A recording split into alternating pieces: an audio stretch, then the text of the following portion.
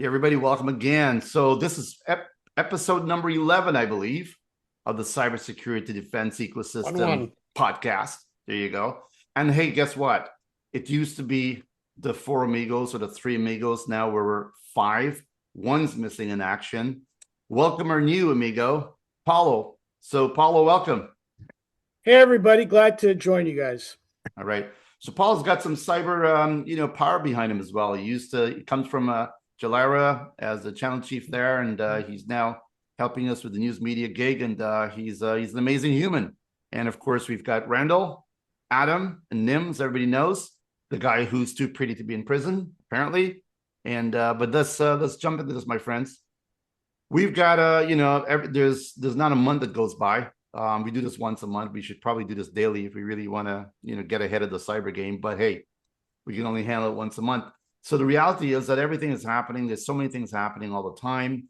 And we're going to try to pick a few things that we thought was the most important, and then see where it lands. So first topic, let's talk about what's going on with the latest Mythos, right? Mythos and Mythos, depending on how you want to pronounce this thing. Since they announced it, right, a lot of companies are starting to see a lot of vulnerabilities.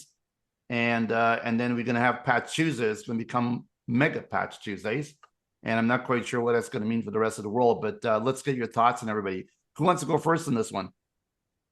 Maybe All I right. believe that Patch Tuesday is going to be obsolete because we can't wait a full month for updates. I read an article on Tom's Hardware. It's called the 90-day disclosure policy is dead. It was a really interesting article, but that basically said that they normally would find a patch and kind of give a buffer of 90 days to let the company fix it. But now things are, AI is being used to weaponize vulnerabilities. So we can't wait that long, and we can't even wait a month, can't even wait a week. It has to be done continuously.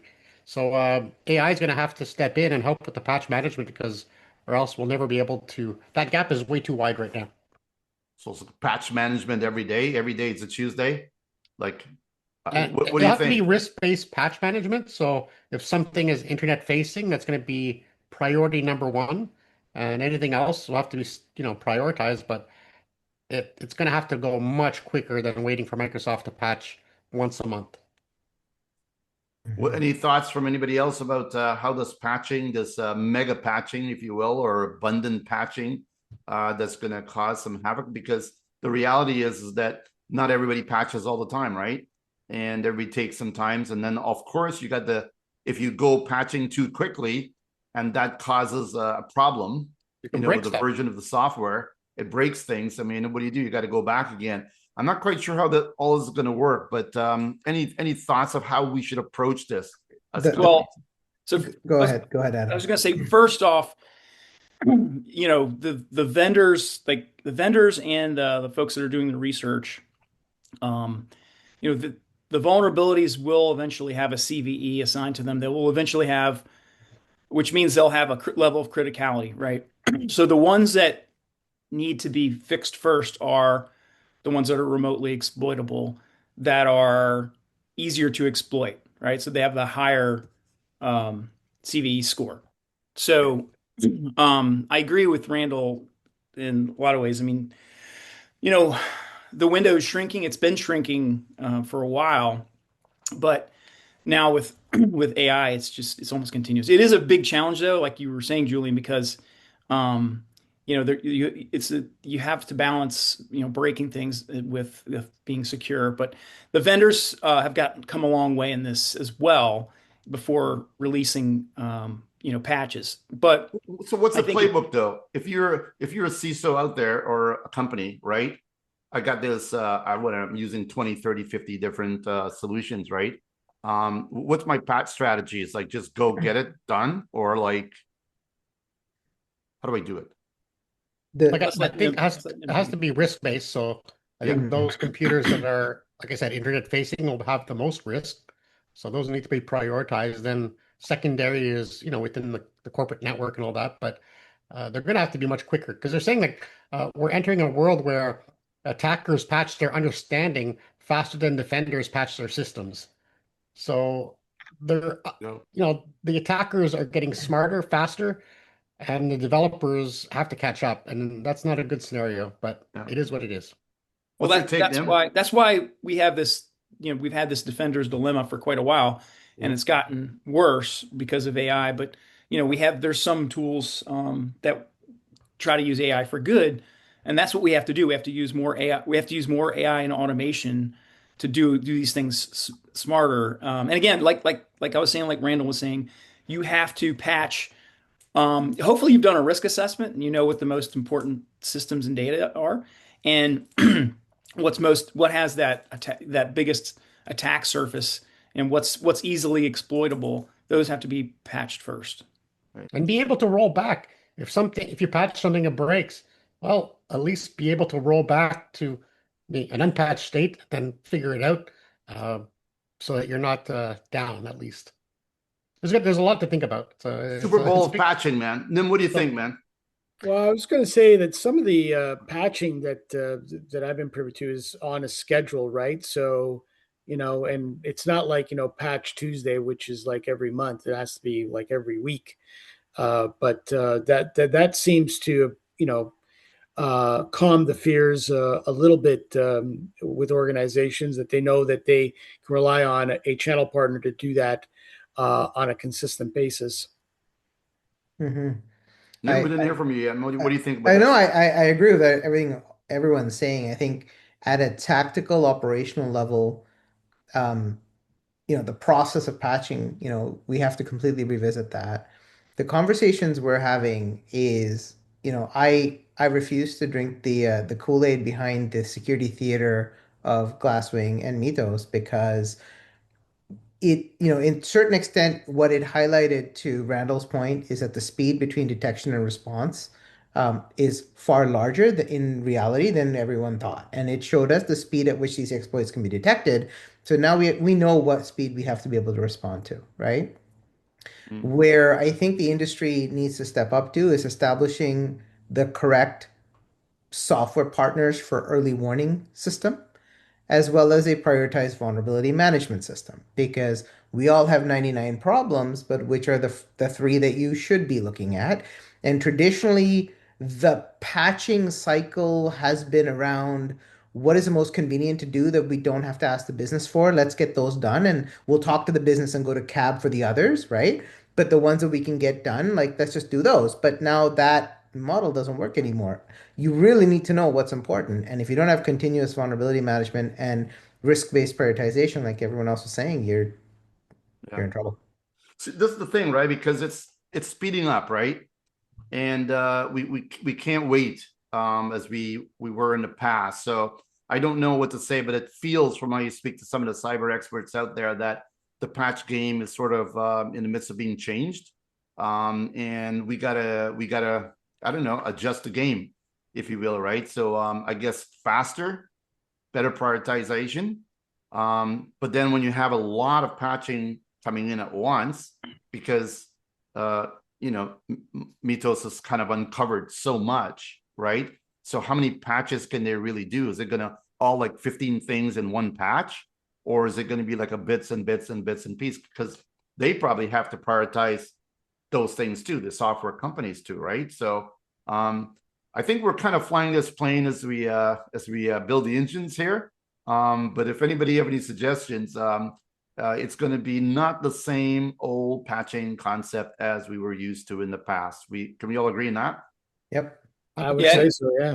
All right. I would say, so patching only comes into play once a vulnerability is known, right? So the issue is, these models. So Mythos is not the only one, right? So now, I don't know what is it, Anthropic? I forgot. Sorry, Anthropic's this one. Anthropic, yeah. Sorry, OpenAI has another one. GPT And, 5.5. And then there's some from Asia that are out there, and they don't have the same restrictions. We talked about this last time. So, right, so they're all gonna be finding, probably there's gonna be an overlap in some of the vulnerabilities they find, right? For sure. But You'd you hope. only, but so it's kind of a race, right? But you theoretically, let's say, we'll just say pick on Microsoft for a minute. Let's say they find 2,000 vulnerabilities by using Mythos in their operating systems and their browsers, just picking on two large attack surfaces right now. And out of those 2,000,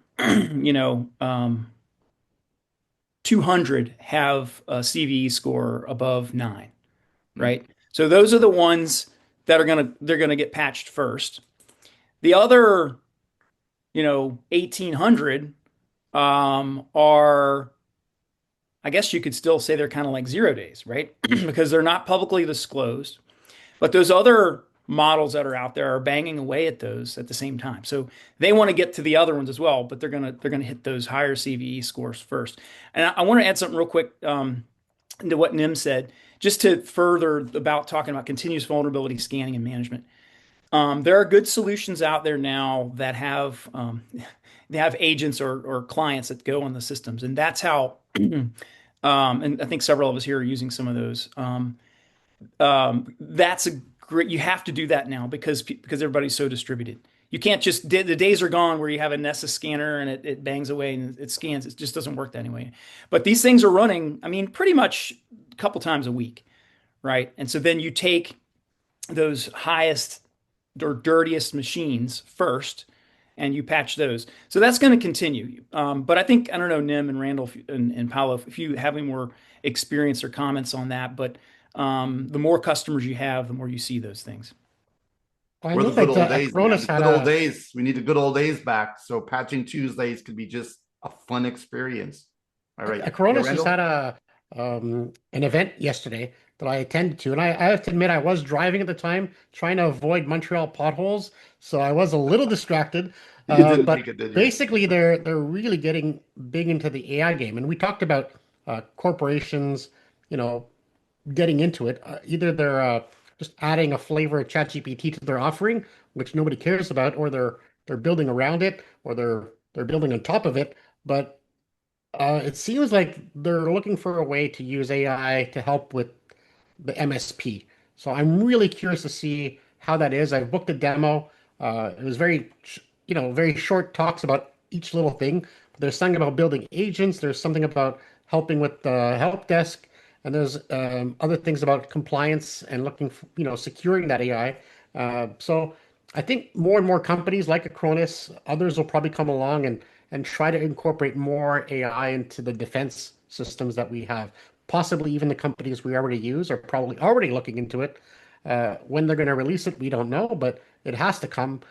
You have to have, I always say this, you have to have a good Terminator to fight the bad Terminator. So we need extra power. I'll be back. The reality, man, is like we've got well, everything is being baked in with AI right now, right? Paulo, you were there at RSA, right? Mhm. Was it like an AI? It should be called RSA AI or AI RSA. Maybe we should change Well, I RSAI. mean, yeah, it was, yeah, you couldn't escape AI if you tried there. But I'd like to ask the group, it seems to me that like one tactic that is almost never used is getting to know the adversary better.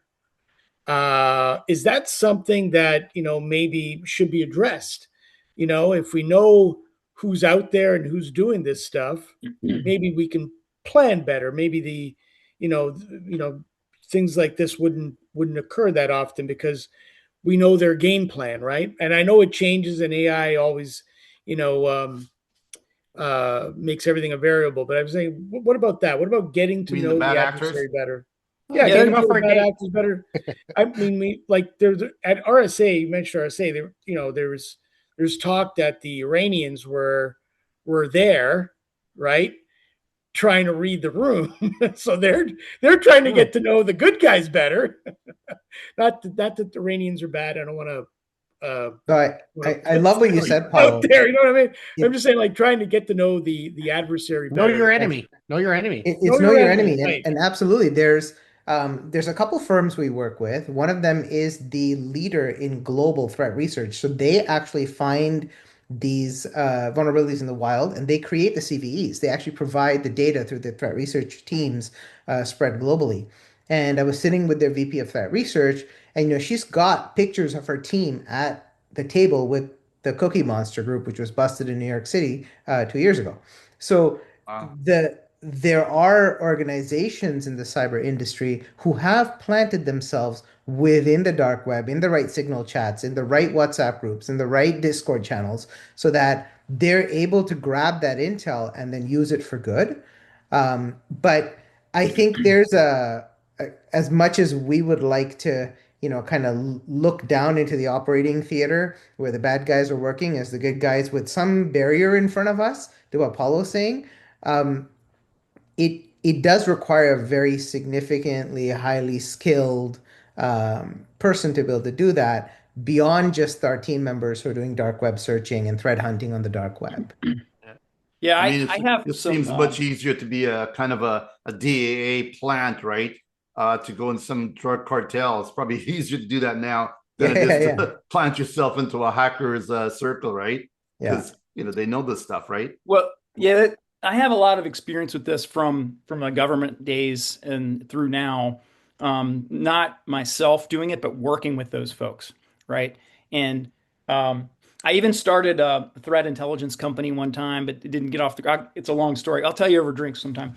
But I'm not the guy my partner was at the time that does this stuff. And so, and I can tell you about him another time. He's been on 60 Minutes and some other things, but it's really fascinating actually. And Paolo, so yes, it is important to, that's how we get a lot of indicators of compromise. That's how we get a lot of tactics and techniques. But to sort of get back to your question, Paolo, it doesn't, it's important. And there are law enforcement, counterintelligence agencies that do this stuff too, but it doesn't solve the problem. Like just because you know how they work, but it does help. And of course, for those folks who are interested in taking down some of these rings, it's very helpful. But for me, I don't know if you're. For me, there's three groups, three buckets, right? You got the state actors. Nobody wants to piss them off, right? And you got the the people who just want to get some money. Yeah. I mean, at least you kind of know what they're motivating them every day, right? They're the ones that get the money, spend the money to buy the Ferrari, the blah blah blah. They're in for the money, right? But they're running as a very corporate business, right? They're getting very sophisticated, and they've democratized it, right? They now have a whole bunch of other people that they sell the capabilities to, so they can go do the dirty work for them. Then you got the third bucket, which I'm more afraid of, the ones who just want to seek and destroy, because they've got a beef with somebody, wartime problems, et cetera, right?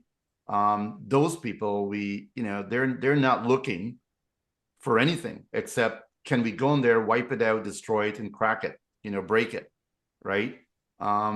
I don't know. We were just talking to an ex-nurse yesterday, Julian. Yeah. Where she's now with an MSP in the healthcare space, and that was her biggest worry, that some guy with an axe to grind or gal with an axe to grind wants to take down patient records or some vital aspect of healthcare that like you had the analogy where the guys on the operating table doing heart surgery and they have to pause because they've been hacked. So yeah, and it's all being disruptive.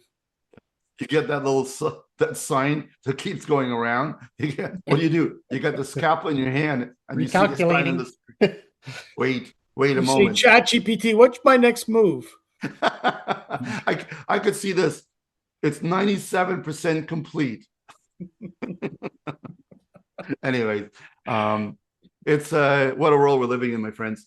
It's an AI arms race. What it is? It's both sides are trying to outmaneuver the others. It's very similar to real warfare. It's about being defensive and on the offensive. It's changing the way we see things, and it's so fast that we hardly have time to catch our breath. And there's a new story out there, a new threat. So it's going to be interesting to see how this all unfolds. This AI arms race. Question actually, not really related to cyber, but AI. So I mean, we're all getting these AI feeds constantly, right? I mean, news media, we're getting this constant. Everybody's coming with a new AI angle. I have not read a press release or a synopsis yet where AI is not in it. Like new announcement, embargo, AI coming out with this, and the other, right? Who's feeling overwhelmed, or are we still able to handle this? Anybody feeling overwhelmed yet? Me I'm getting too. there. You're Yeah. getting there. I'm like here. I take AI in stride. I'm not, I wouldn't say I'm overwhelmed by it at all. I mean, it's all encompassing. We're surrounded by it. Like, there's not one day that goes by where, it doesn't come up. But yeah, I mean, you just got to take it in stride. I'm not overwhelmed. There are certain themes for me, for someone who's works in cyber and AI all the time. There are certain themes that concern me. Um, that are more, one of them is more tangential, and that is finding a balance for the environment. There are all these data centers. They're very power hungry. They're very thirsty. And I don't know if you know, where I live is Northern Virginia. There are more data centers here than anywhere in the world. Yes, And congratulations. You got a prize. if you drive around any little postage stamp, they'll put one. And so it's causing a lot of problems. If you think about it, if you're in especially if you're out in the country, you're a county or a smaller municipality, they get dollar signs in their eyes when these people come and promise them all this tax revenue and jobs. And it's like, well, yeah, that data center, there's probably 10 people working there because of the automation. Once it's done, there's construction jobs there, sure. So again, as By someone the who way, how many has, you got? I think you got 280 or something, or no, there's more than that. And they're just more than like that. literally like they're building them everywhere. So Gee, I again, we need this. It's not gonna stop, but they need to be more like, so if you look at over in Europe, how they do it is, and probably in Canada too, they recycle the water as much as possible. They mhm. use the heat to heat other buildings. And so I think those designs are being incorporated, but I don't think it's happening fast enough. Um, and so there's a lot of issues there. And I'll give you another thing. Our power bill, I've looked at it. It is almost twice what it was, and the consumption is not Really? that much higher. So and I understand what's going on, but just think about somebody who maybe can't afford that. And they Yeah, didn't ask for these things to be built in their backyard. So I 100%. think we all, especially in technology, and if we work at all, we need to be cognizant of these things. I don't have all the answers, but it's something that concerns me. The other one is autonomous weapons, and all the things that are being done there. We need a human in the loop, is my firm belief. And so I'm a little bit concerned about that. Can you imagine when you sprinkle in cyber attacks into warfare? What we're Well, doing? that's been going on for a long time. Yeah, I mean they can gem it and stuff, but I'm just Oh yeah. talking when they get the robotic stage, and then you put a virus in there and say, "Hey, robots, make a 180." Hey, Yeah. hey, Adam, I have a side question about Virginia, specifically with the power, because last year there was a really major news report on that where they're going to be running out of it. Is that all in play? Is that something that worries you, living where you're living? Well, I think it's all part of the same conversation, right? So they're bringing on more capacity. Um, and despite, I don't want to call anybody out, but let's just say that the there will be more and more either renewable or nuclear power, because we can't burn enough fossil fuels to do it all, and it's going to cause lots more problems. So 100%. yeah, the power. I don't think we're going to run out. But let me make a Well, following comment to that. So what they're doing, sometimes this was happening. People are starting to become more aware of it, but they would come up with this proposal to put in a data center, and they wouldn't account for the power that they were and water that they were going to use, and so that's when you run into problems. Now, when you put in these proposals, you have to either, I think, like bring your own power, or I don't even know how it's going to work, but you have to pay your share. But yeah, it's definitely a concern. This Well, one of this just your happened in Utah. There was an article today about Utah. How there's a data center that's twice the size of Manhattan being put in that's going to take more power than the whole state needs. So eventually there's going to be no power for anybody in that state. They're going to have to find alternative ways for them. And this is it's a big and also the water too. They So have no, yeah, there's no water. well, Yeah, so we are going to that have to lake is going to be figure this out. Salt Lake is going to be no salt after. I mean, Yeah. it's dried, right? I mean, I could imagine people going back to fire. And by the way, since we're in the topic of power, right? We are flipping from a SaaS world in a way to a token based, staking some transition, but you're going to be paying for this stuff, right? And it's going to be by the tokens, and that stuff is going to be a big shift, tokens right? are You're not going costing more than real programmers, to. There you which is kind go. of ironic. So all the So you're going to programmers are laughing hysterically. All the ones that got fired, they're going, look. You're back on now. Yeah, the reality is that somebody's going to have to pay for this product, whether it's from power or whatever the cost is, right? And AI and all the stuff that we're pulling from AI for cybersecurity, for whatever else we're doing with it, right? There's going to be a price on that. Affordability and cybersecurity. What's your thoughts on this? Are we seeing prices going up? Are we seeing prices going down? Or what are we seeing? Are you talking about products or services or both? They're well, the solutions itself, but the services I believe is still stable and going up, but I don't know. Well, I think what we're seeing is some downward pressure in the services industry. People expect you to be making better use of automation and AI, and so there's that. So coming, what comes with that is an expectation of a lower price. So it depends on the service area, but we're seeing a little bit of that. The products, it's kind of a mixed bag. I think also depends on the sort of the area you're in, but you know, that's kind of what we're seeing right now. Yeah. Well, we'll see Eventually, those because big companies have to stop burning cash. Like OpenAI doesn't have any any way to make a profit in the foreseeable future. And we have Claude that took away Claude code, without telling anybody on certain accounts. And then, oh, we were just testing it. And they kind of quietly put it back. they're So playing games. they're definitely trying to find ways to cut the cost because uh, it costs money. We're maybe in the short term we are overhyping AI in the marketing, but I think we're underestimating the operational impact it could have. So, it is good to go forward and try to find a way to make this work, but somebody's got to pay the bill. I bring it up because AI and cyber, I'm not even sure you can separate the two anymore. It's sort of like they came together, they're glued together now, and I don't even know what cyber is without AI. And I don't even know what AI is without cyber, because I'm not sure you can have one without the other, period. So, I mean, I just want to say it's kind of like an AI cyber world now. And you need to figure out how these two things dance together, right? Because if you let one go and the other one go crazy, Nim, I know you've been doing a lot of stuff in this area with governance and all that stuff, with cybersecurity and AI.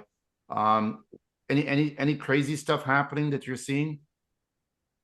Yeah, the unification of cyber and AI, you were going to start to see more of that in the economics of the tooling. So, just coming back to the last question you said, where are we seeing costs going up or costs going down?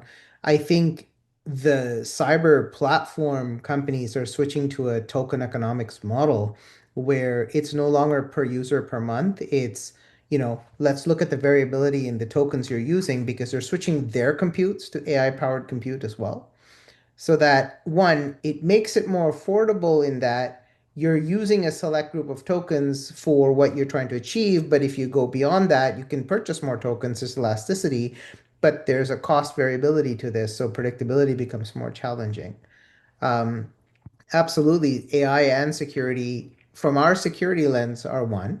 But when you look at it from a business perspective, they don't necessarily see it that way. Business users seem to think, now I have this tool. It's called ChatGPT, or it's, Einstein in Salesforce. And to them, it's another Word, Excel, or PowerPoint. I just want to be able to use it. the problem is behind the curtain.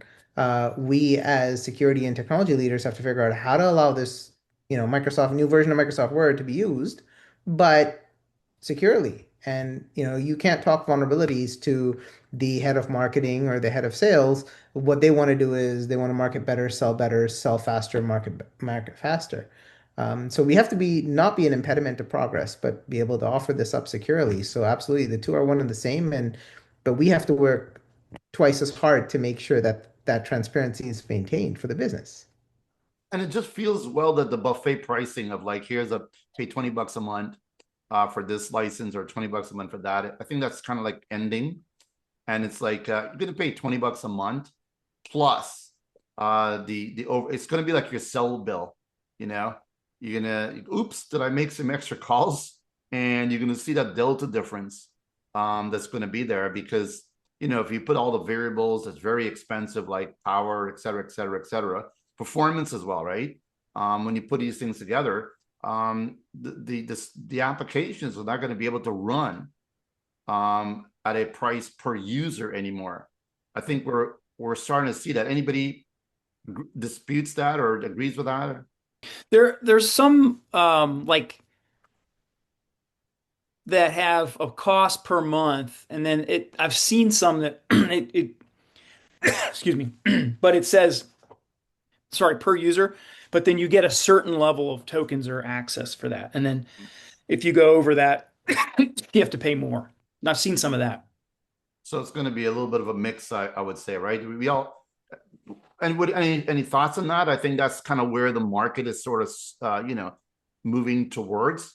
If we'll see more over the time, but it feels that way. And it makes sense because in order to make sure that the cost and value of what's being consumed is passed down to the consumer, because the larger companies are purchasing compute from NVIDIA and OpenAI, Anthropic, and Perplexity on a token-based basis. They have to flow down the cost of each token with a margin, and that's kind of where we're going to be as consumers.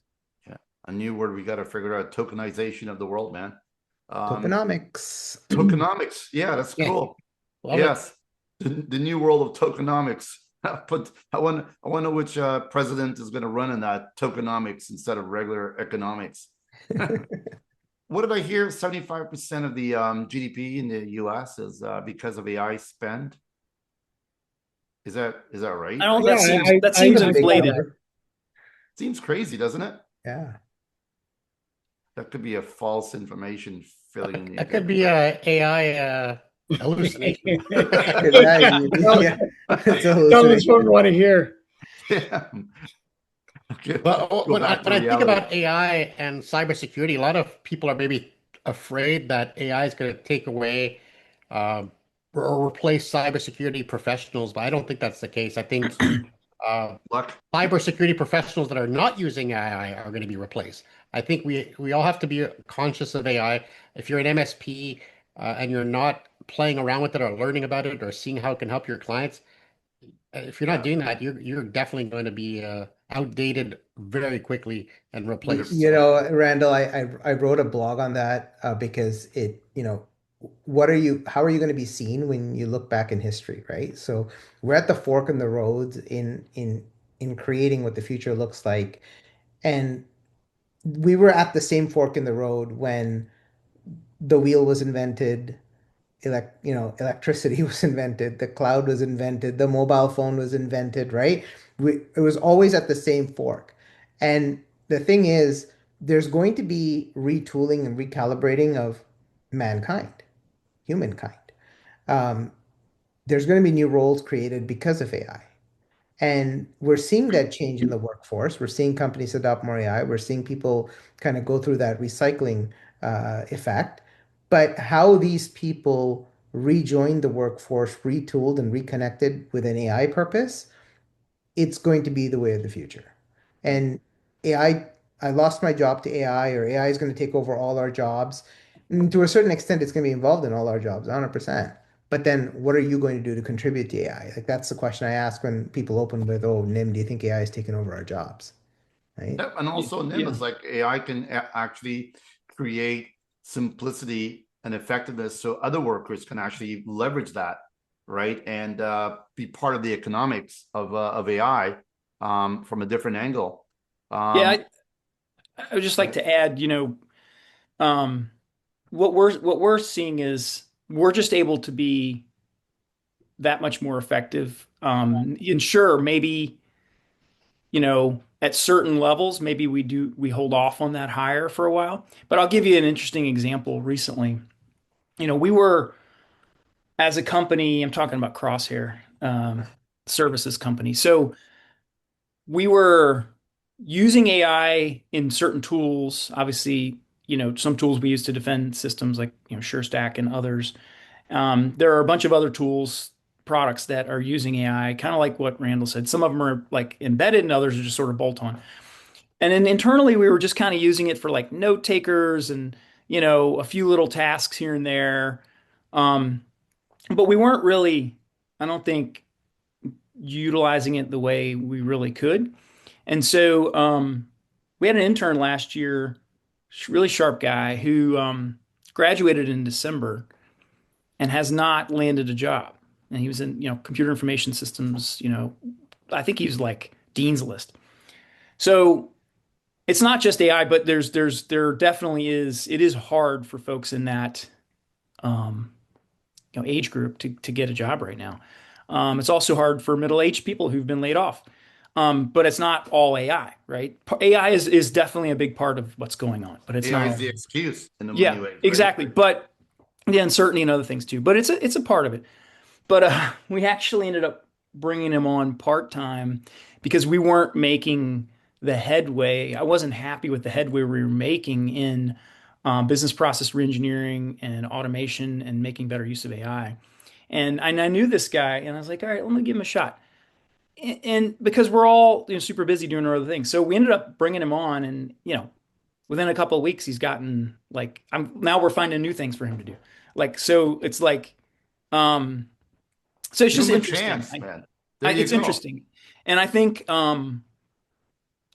that you're going to see more and more of that, and so I'm hoping that young people, and even folks who are middle aged and are out of work, I'm hoping they're going to take this opportunity to learn how to make better use of these tools and AI, and companies will have to. I mean, you have to. You can't survive.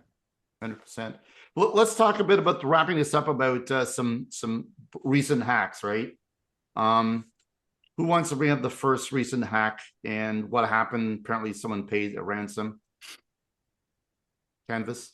You talk about the You Canvas want to school bring it up, Nick? system, Yeah, Canvas Canvas. So school system what is breach. it, first of all? Who knows more about this? I don't know about this this hack, but what is it? I I can tell you, my daughter texted me. She was trying to finish a final in college, and she said they got a message from I think it was within the Canvas system as well as from their school saying, "Hey, there's been a cyber incident." The system actually crashed. It was down, so she Okay. couldn't finish her final. I don't even know. I think they fell back to a Google form. I don't even know how they did it. But so that was interesting. And then so I'd already like the news had broken and I was looking at it. Canvas is there's huge ed tech company. They it's a platform to deliver content and take tests and do all kinds of stuff. Deliver and schoolwork and other things like that. Yeah. But yeah, So they I were don't hacked. Do we know. know I how they don't were think hacked? yeah, I don't know. I haven't looked exactly yet how they were hacked, but I know that it was a ransomware incident, and they did pay a ransom, unfortunately. Um, but The that's root cause, yeah, they paid the ransom. The root cause isn't fully known yet. But they did get encrypted. Um, and it, had to have happened somewhere between, around that April 30th, to May 7th timeline. That it was probably some sort of peripheral third party that they gained access through. They've named some ideas or suspicions and kind of where it came from, but they haven't actually talked about it. But that the bad actor in this case was very unique. They accepted the payment. They also gave them all the keys to decrypt. In fact, they helped them decrypt to make sure they were okay. And then they issued a certificate of destruction Yeah, to digital say, confirmation. hey man, like here it is, like please, like and this goes to show that They did what? That they they didn't provided have any more certificate of data. destruction and a proper attestation that the data has been destroyed and will not be leaked ever. And it's good business conduct because Yeah. they're in business to make money. They want the world to see if you pay us, we will do everything we said we would do. So, I mean, they're Yeah, good but business. Yeah, Nim, but Nim, can you seriously actually though, trust them? hold up, because we're talking about the threat actor intel guy that I talked to that I know before. He told me, period. He's like completely they do not get rid of the data. At least the threat actor groups that he's embedded with. Yeah, I wouldn't So believe that I would either. not believe for a minute that that certificate means that they don't have access to that data or someone does not have access to that data because it's too valuable. Yeah, you know So what that I is? say You again, know what that is? That's good marketing. yeah. That's all that is. That's good They, marketing. I wouldn't believe they that. absolutely have the data. I don't believe for a second that they don't, because they can Why resell. would they delete it? They've Yeah, got they no can resell reason it. to delete it. Now they might not ever hold them ransom again, Yeah. but that But data for an exists extra out there. 5 million, you can come over and delete it for them or something. I don't know. Do we know what the ransom fee was? Has that been? I don't know if that's been I don't think disclosed. it's been disclosed. Wow. We know the company is Shiny Hunters was the one that got in. Oh, Shiny hunters. huh. Okay. Shiny hunters. Yeah. The problem with paying As the opposed to the ransom dull is hunters. like you could inadvertently pay it to a nation that has sanctions, and now you're in trouble, and you could be facing jail time. Who wants that? Hmm. Yeah, and It's a tough I call, don't isn't it, think I man? do think like back to what you were saying, Nim. I do think it's smart of the I don't know shiny hunters. It's smart practice to do, but I don't think it necessarily really means that the data is not still around somewhere. But yeah, but I don't think this will happen in this case. But there have been times where someone has paid a ransom and then they said, "Well, actually, you owe us more." Like a Yeah. double ransom. I've So seen that's the another movie, man. problem, that you could run into. So, I mean, there's there's a lot of other hacks that happened. Any of notable things that you'd like to anybody remember anything that happened in the last weeks or months that we want to shine a bit of light on? Well, not a hack, but I found this factoid interesting. This is coming out of a CrowdStrike. 27 seconds, the fastest e-crime breakout time on record, was in their report. So Wow. we talk about speed to market a lot. 27 seconds, that's pretty quick. Is that saying they put a machine on and it got hacked in 27 seconds, or what do you mean? Yeah, they got hacked in 27 seconds, in and out. That's what. Yeah, Hmm. yeah. Well, apparently the average now is sub 6 minutes, right? So I didn't even know. I mean, that seems to be like so fast, anyways. And I hope that not all the hackers can do this in 6 minutes or less. But it just seems like that we're moving down the speed to discovery and speed to recover is becoming mission critical now, right? It would And be interesting to like if you had it would probably take like large internet providers and folks that like DDoS, you know, um, CloudFront or somebody like that. But it would be interesting to try to figure out the percentage of traffic on the internet that's like scanning Hmm. traffic, just Hmm. like You could scanning for probably do stuff. that, Adam. Put Yeah. on your it's AI funny, hat I did run a tool that did that oh, just for fun. I won't mention names, I won't drop names, but it is a relatively new company in a seed round that we're working with from a venture perspective. And I just ran it on my Bell 5 at my home office. And in the 15 minutes the tool was running, um, there was close to 900 alerts that were coming in. And when we looked at them, they were all scanning, scanning, scanning, Yeah. scanning. Some of them even have a memo saying, we're a good scanner. We're scanning to gather information as the good guys. Like, yeah, sure you are. Block. So 900? 900. I ran it for 15 minutes. I unplugged it after that. For those folks who don't get what that is, what does that mean? They're bad actors scanning the hell It out could of be you. good actors or bad actors. I don't want to, I don't know why a good actor will be scanning, but it could be good or bad. But the reason is they're scanning to see, what network ports are open, what's on this network, what can they detect. They're looking for MAC addresses and port IDs and, low port order, high port order, all that information that they can gather and put into their ginormous LLM, which can be used for good or for bad, right? And Yeah, there and you have it, a my lot of friend. these now are like bots and AI generated. Um, People have told them what to do, but it's running constantly. Well, what is clear to me is that any business that's running without some sort of cybersecurity protection is asking for Done. something. And Yeah. we said it at Channel Next. I don't remember who said it, but they said we used to say like if you get hacked, then we started saying when you get hacked, and the last thing I heard was how many times you're going to get hacked. So it's definitely going to happen more and more frequently, and you have to have those tools in place to be able to respond quickly. And that's our job. That's what we do. We look Yeah. for the best tools, but it's essential.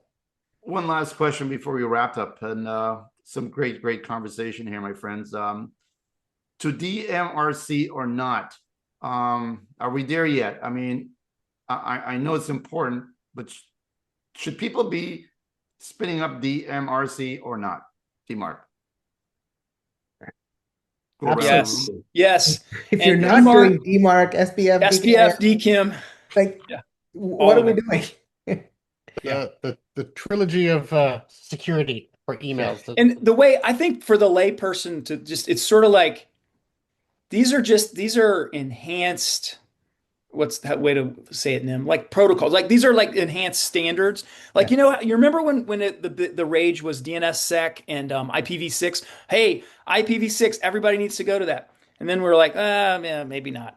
So, but these are standards that all like anybody who's a security professional would recommend that Yeah. you enact these things. I guess reduce your attack surface, like make them more secure by default is how I would sort of put it. To me, it's 100%. like Entry it's like a level hygiene. passport. It's like a passport. Before you enter a country, you have to show your passport, and there's all kinds of, things that make it so you can't just photocopy it. And I think all these tools are basically like your passport saying, this is really from my domain. I'm MTech Cyber. This is me. Here's the proof. That's what it is. So if you don't do that, then people can spoof you, and that's where the dangers lies. Yeah. And if you look at like there are tools that um, like to do supply chain risk management and vendor risk management. One of the first things they're going to do is run scans to see if you have DMARC, SPF, DKIM, or even if let's say you were going to be acquired, and maybe it was a cybersecurity focus. Like you want to put your wear your best clothes, let's just say, to the outside world. That's well said. Yeah. There you go, my friend. Well, I'm going to do the round robin again, ask everybody for a wrap up comment, and then we wrap up for the episode 11 here, my friends. Who wants to go first? And I'm going to work the clock somewhere. Well, Adam, you go let first. me just start by saying Paul. thank you for making me part of your group. I don't feel worthy, but hopefully I did my best. No, we appreciate you, man. Look, this conversation needs all perspectives, right? And the reality is that we're just a bunch of folks trying to give what we think is happening in the world of cyber today, so we could feed the community with some intel, and if we can make them laugh or two or cry, we've done a good job today. So we'll Cool. continue that mission. Cool. Nim, what's your last word there, my friend? It's a tough one. I think I'll go with AI is not here to replace the demand that we have on cybersecurity. The goal and what it's kind of doing is exposing which of our programs are still based on sort of old school thinking, old school process, and embrace the change. find out how to adopt it, integrate it in line, and learn to roll faster. Amen. Adam.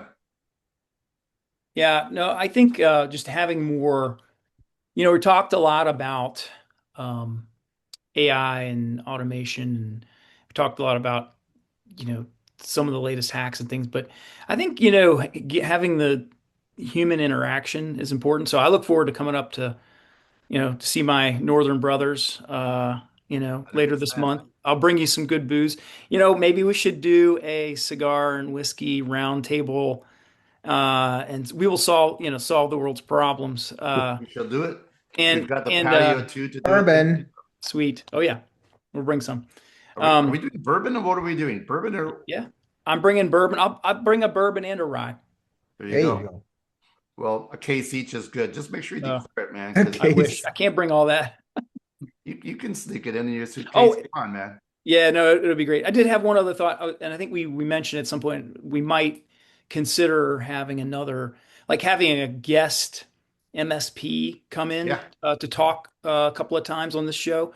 I think it would be good. I know we have Randal, and obviously you have a lot of good perspectives there, but maybe just someone we haven't had on before to join us Yeah. might be interesting. 100%. If anybody wants to join the party, they're welcome to do it. We've got some names. We're kind of putting a list together, and yeah, we're gonna expand and see where we go from here.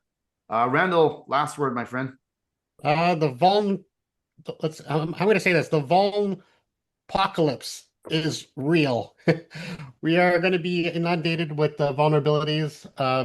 My other point is, so we have to protect ourselves. And I think, like Nim and everyone else said, like, don't be afraid of AI.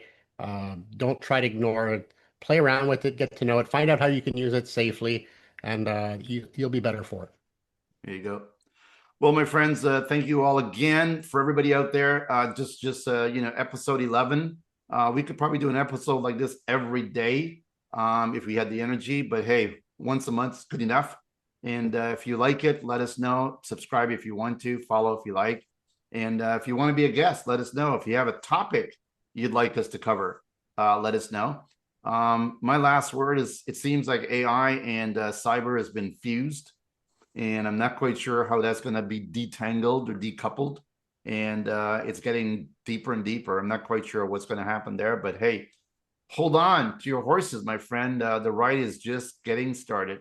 Again, have a great day. We'll see you next time. And thank you all, man. Cheers. Thanks. Take Thanks. care.